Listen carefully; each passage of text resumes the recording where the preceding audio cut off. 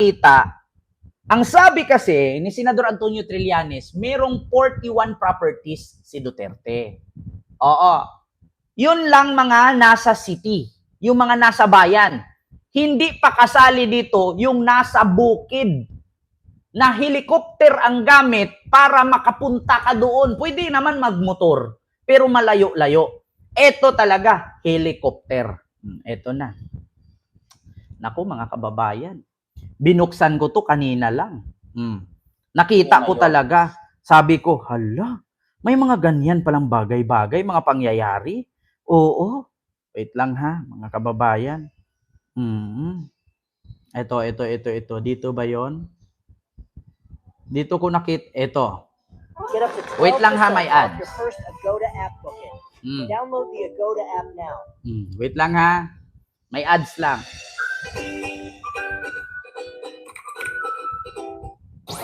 Like po kayo. Pantay nyo po yung like. Bahay na di kalayuan sa Davao City, naglalagay si incoming President Rodrigo Duterte kapag gusto raw niyang makapag-isa at makapag-isip.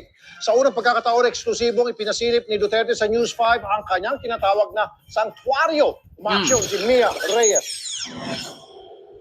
Mula sa 10 minutong chopper ride, mararating mo na ang hindi na muna pinangalan ng lugar na di kalayuan sa Davao City. Ito ang hideout ni incoming President Mayor Rodrigo Duterte. Sa unang pagkakataon, eksklusibong ipinakita ni Duterte sa News 5 ang kanyang tinatawag na sanktuaryo. Malabagyo City ang lugar dahil sa lamig ng panahon at napapalibutan ito ng mga puno. Well, as you can see, it's very quiet, very cold. The fact that nasa baba na. And by mga 11, you'll be shivering. Because it's really very cold. That's why I said them something, but if I want to really relax. Dito rin kayo pumunta nun, sir? Yes, this is really my hideout. So kayo lang ang pinagbigyan ko dito. Because you happen to be on the way when I went out of the house. We meditate and hindi naman ang contemplative na tao. But this is my sanctuary actually. It's a very simple house. Bakit naisipan pagpatayo ng ganito, sir? Because I wanted the place far from the madding crowd.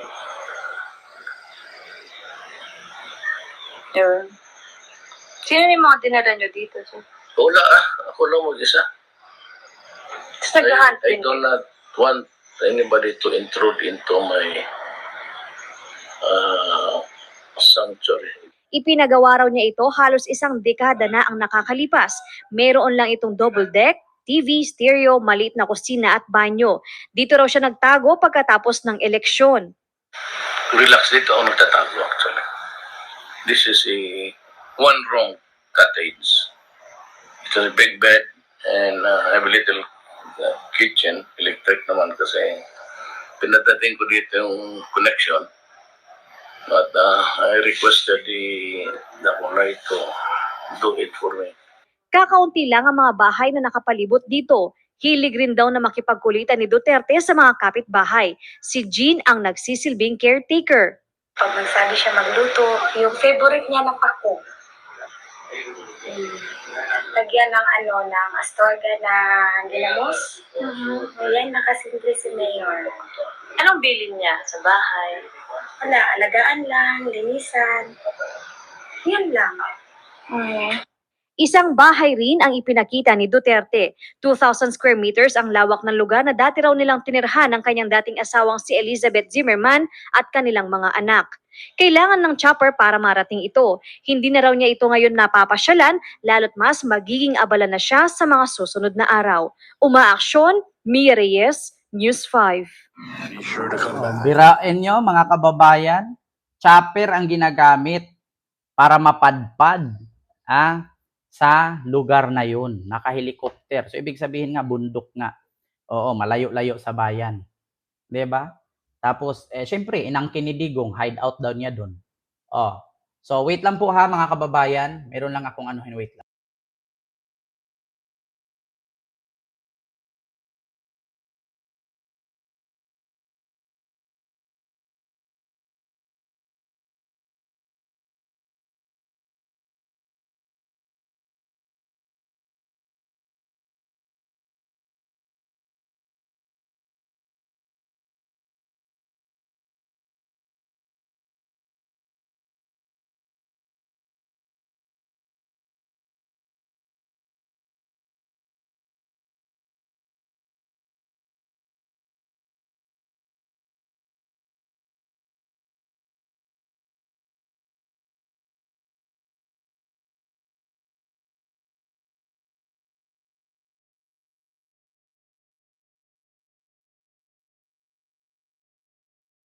na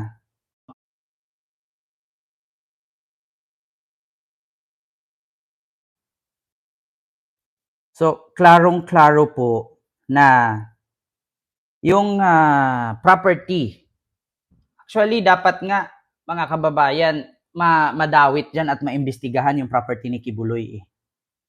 Di ba, mga kababayan? Salamat po, pangalan? Ayun. Romeo Lim. Ayan, Kent, walang ibang pinapanood kundi ikaw ang from Bataan. Ayan, salamat po si Romeo Lim. Ayan, gandang gabi, Mamiriglo Alameda, and kay Adrian Artatis. Ayan, Miguel, shout out po. Daming viewers. Nako, oo, marami yan kanina. Ha?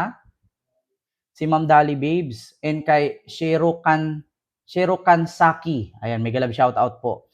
So, klarong-klaro don't forget to wash your hands. Ayan, hindi naman po ako na ano.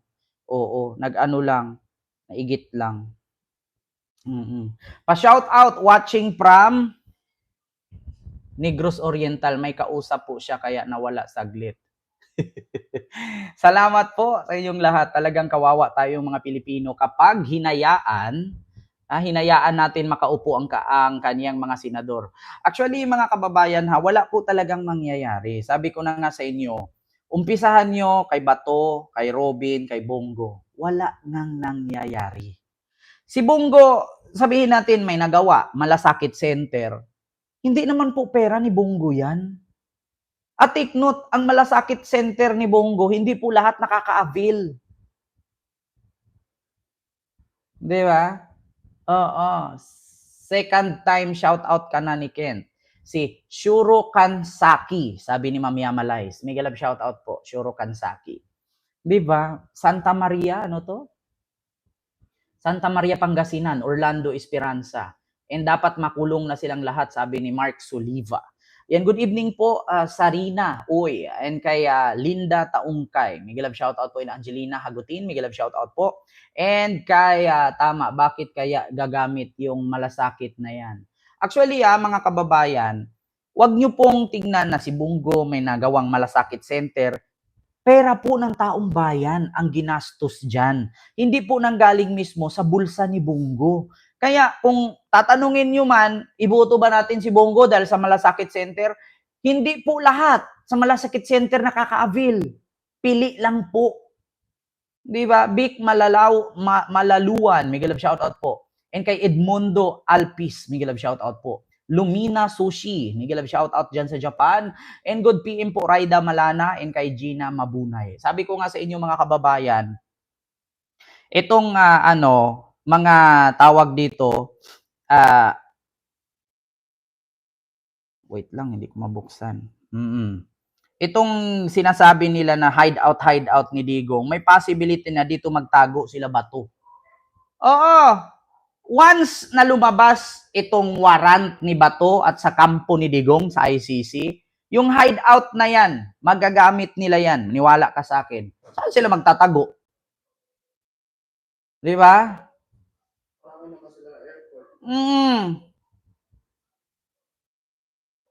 Sir Kent, may gustong special mention si Flores. Sino naman yan si Flores?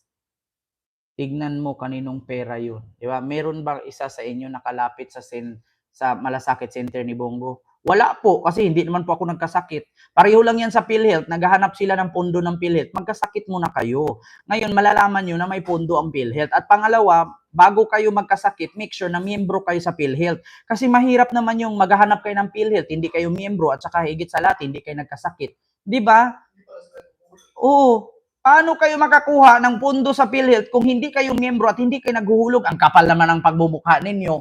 Aabil kayo doon. Halimbawa, na hospital ka ngayon. Sabihin mo, kailangan namin ng PhilHealth kasi nagkasakit kami, ninakaw ni BBM ang pondo. Paano ka makakuha ng pondo kung hindi ka miyembro? Higit sa lahat, hindi ka naghuhulog. Ang kapal naman ng mukha mo, kukuha ka doon, hindi ka naman naghulog. Diba? Unfair naman sa iba na kinakalta sa sahod nila buwan buo quarterly, ang PhilHealth, is at Pag-ibig na naghuhulog. Diba? Oo, yan mga tama, mag-member ka muna bago ka mag-avail, 'di ba? Mamiriglo Alameda, mahirap kasi. Halimbawa ngayon magkasakit ako diretso.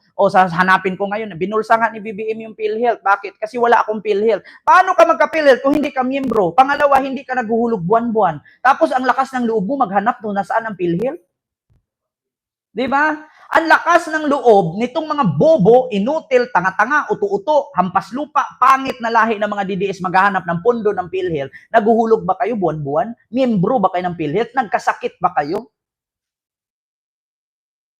PhilHealth is for members only. Hindi po benepisyo ang PhilHealth. For members lang po. Kung hindi ka miyembro ng PhilHealth, kung wala kang card ng PhilHealth at hindi ka naghulog ng PhilHealth, wala kang makukuhang benepisyo dyan or, di ba, tulong. Kasi PhilHealth is for member only, not for all. Tanga ba kayo? Tapos hanapin ninyo ngayon kung nasaan ang pondo ng PhilHealth. Maghanap kayo kung miyembro ka at naghulog ka buwan-buwan. Kung kaka-register mo lang ngayon, wala pang isang buwan, putang ina, makakaabil ka agad. Kapal naman ang mukha mo. Kakakuha mo lang ng card. Magkano lang kumuha ng card sa PhilHealth? 200 pesos. Yung iba nga, walang bayad eh. Palaminit mo lang. Yan ang problema. Yan ang problema sa ibang tao. Gusto puro libre galing sa gobyerno. Pag hindi na ibigay ang gusto, isisi kay PBBM. Kaya nga, Ma'am Juliet Espino, tapos ang tanong ngayon, naghahanap sila ng PhilHealth. Paano ka maghanap kung hindi ka naman nagkasakit? Pangalawa, hindi ka miyembro. Di ba? Mag-miyembro ka muna bago ka maghanap. At bago mo mahanap, magkasakit ka muna. Kasi hindi naman bibitawan ng PhilHealth yan kung hindi ka na hospital, hindi ka nagkasakit. O kung mayroong DDS dyan na hindi patuli, di magpatuli ka, kunin mo yung PhilHealth kung miyembro ka. Diba? I-covered mo sa PhilHealth. Siyempre, operasyon na ang mangyari dyan. Kung DDS ka, tapos nag-edad ka ng 30 anyos, hindi ka patuli. Alangan naman gugupitin ng nurse at doktor yan o midwife na napakakunat na ng balat ng titi mo. Siyempre, kailangan mo ng operasyon yan. Pwede ka na mag-appeal ng PhilHealth. Basta miyembro ka. Kung hindi ka miyembro, huwag ka maghanap. Tang ina mo. DDS ka. Di yun covered, tuli. Malay mo operation, Ma'am Reyes Margie. Siyempre, 30 years old ka na, makunat na yan. Mas makapal pa yung bulbul mo kaysa sa bunbunan ng doktor. Tapos magpatuli ka. Siyempre, i-avail mo sa PhilHealth. Bakit? Operasyon na to eh. Makunat na yan. Hindi naman po pwedeng gunting lang naman inipis gamit yan. Siyempre, gagamitan na ng laser yan ngayon. Yan masakit sa inyo mga DDS eh. Sanay kayo, lagi kayong umaasa sa gobyerno. Tapos hindi naman kayo nagbabayad ng tax kasi wala kayong mga trabaho kasi mga mahihirap nga kayo. Ito na mga kababayan. I-explain po ni Ed ng News 5 kung anong ibig sabihin ng West Philippine Sea, bakit nasa Google Map na siya. Ano ang makikita nating dito, kabutihan at hindi kabutihan na nilagay ang West Philippine Sea sa Google Map. Ito po. I found this mini shell. Wait lang, may ads lang. It's packaged very well. Bandang kanluran pa. Kung sisilipin mo yung Google Maps, may mapapansin kayong tatlong bagong kataga. Ito mga katagang West Philippine Sea sa kanluran po ng Luzon at sa katibungan lamang ng pinag-aagawan na Scarborough Shoal. Yan din po nakikita nyo sa Google Earth. Mukhang ang Google, kinikilala na rin po ang West Philippine Sea. Siyempre, ang tanong ngayon, meron ba itong kahulugan sa issue ng legitimacy ng pangalang West Philippine Sea? Para lang po dagdag konteksto, dumako tayo. Alam niyo mga kababayan na ang West Philippine Sea nalagay na sa Google, Marcoleta naglift na sa GC. Nawala si Marcoleta. Simula nung nilabas itong West Philippine Sea, nilagay na sa mapa, hindi ko na nakita si Marcoleta. Nasaan na buhay pa ba? O baka naubusan na ng pundo? 'Di ba? Yung malasakit center ni Bongo nga, pera din ng taong bayan yun. Pero kung hindi kabutante ng mga Duterte at Bongo, hindi ka makakalapit. Kaya nga, totoo yan. Meron akong kaibigan na pahirapang lumapit doon. Buti na lang may vlogger na tumulong sa kanya. Na vlogger ni Bongo, na tulungan. Kung hindi vlogger, sa bandang kanluran pa. Kung matatandaan po ninyo, ang isa sa unang ginawa ni Donald Trump sa kanyang pag-upo sa White House ay paltan ang pangalan ng Gulf of Mexico at gawin pong Gulf of America. Sa Google Maps at Google Earth, ito po ang nakalagay. Gulf of Mexico pa rin At pero sa loob ng parenthesis nakalagay po ang Gulf of America. So ang Google, isang publicly listed company, nakikibagay din sa kung sino ang kasalukuyang nakaupo, local use. Kung sakali man, maring senyales lamang ito na mas nagiging katanggap-tanggap ang pangalang West Philippine Sea sa ibang tao. Ang Google nga naman ang pinakapopular na search engine sa buong mundo at napakapopular ang mga app na Google Maps at ang Google Earth. Pero ito po, ang Google po ay walang sariling kapangyarihan para baguhin ang pangalan ng isang international body of water. Ang talagang meron pong kapangyarihan para dyan ay ang International Hydrographic Organization o yung IHO na kinabibilangan ng mga member countries na merong mga maritime domains at ang Permanent Commission on Geographical Names at ang UN Group of Experts on Geographical Names. Yun nga lang, hindi po madali ang palit pangalan. Taong 1953, huling naglabas ang grupo ng edisyon na tinatawag na Limits of Oceans and Seas para pong opisyal na atlas ng international community.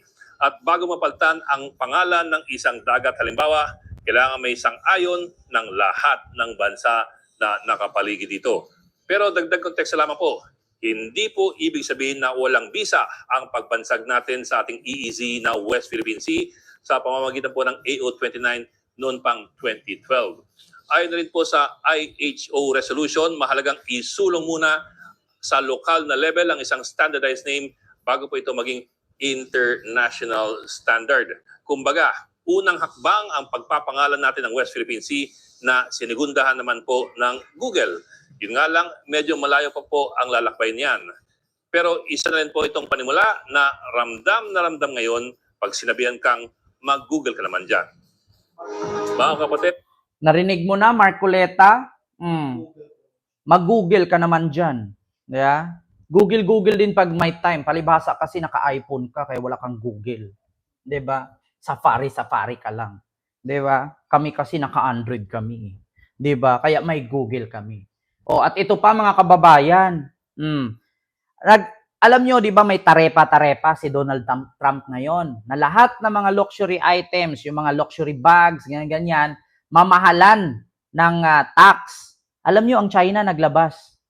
Sabi nila, yung mga luxury bag na yan, mga LV, mga Prada, Dior, Gucci, Chanel, kung ano-ano pa yan, ay galing po sa China lahat yan. Kaya po, pag binili nyo yan sa factory ng China, $1,000 lang. Pag dinala na sa Amerika at sa Europa yan, magiging 38,000 na yan. Logo lang ang binabayaran ninyo. Giniit ng China na sila daw ang gumawa at nag-manufactured ng mga luxury items at luxury bags. No? At kung doon ka sa China bibili, mura lang. Pag dinala na daw sa Amerika at sa Europe yan, mahal na. Alam niyo, sa totoo lang, ako bilang Pilipino, nag-edad na ako ng ganito, hindi po ako maniniwala na galing sa China lahat ng produkto. Bakit? Na-try ko na kasi noon bumili ng plato. Isang linggo lang gamit mo, kupas na yung kulay. Iba pa rin talaga yung galing Amerika, galing Australia, galing UAE na mga produkto. Kasi ginigiit ng China na, bakit kayo tatangkilit sa mahal? Pareho naman, yung produkto nila, pangalan lang naman nagkaiba. Paano ka bibili ng sapatos na Nike kung ang nakalagay Kiki? Tapos sasabihin ng China, pareho lang ang quality ng produkto. Kung ano yung rubber, magkaiba po talaga, peke po talaga yung galing China. Ako nagsabi sa inyo mga kababayan, gusto nyo pakitaan ko kayo ng original na sapatos at peke na galing China?